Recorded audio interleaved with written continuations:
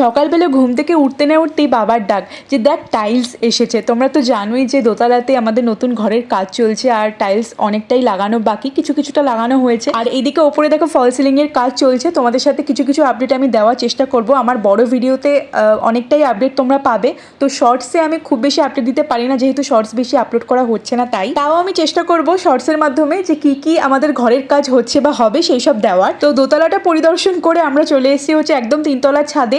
আজকের ওয়েদারটা এতটা সুন্দর, তো আমরা দুজনে মিলে একটুখানি কোয়ালিটি টাইম স্পেন্ড করলাম। তারপর ছাদের কিছু কাজ টাজ করে তারপর নিচে চলে গেলাম। ও বাজারে গেছিলো, বাজার থেকে এনেছে, অনেক বাজার এনেছে। যাই হোক, এখন বললে শর্টসটা অনেক বেশি লং হয়ে যাবে। আর আজকে দুপুরে রান্না করেছি হচ্ছে পটল চিংড়ি, ডাল, শাক ভাজা, আরেকটা কি করেছি মনে নেই। যাই হোক, দুপুরবেলা খেয়ে দিয়ে বিকেলবেলা চলে এসেছিলাম হচ্ছে দোতলার ব্যালকনিতে। দুপুরবেলা ঝেপে বৃষ্টি হওয়ার পরে এখন টুপটুপ করে বৃষ্টি পড়ছে আর আমি একটু লেখালেখির কাজ করছি। ব্যাস এইভাবে কেটে গেল আজকের দিনটা। চলো টাটা।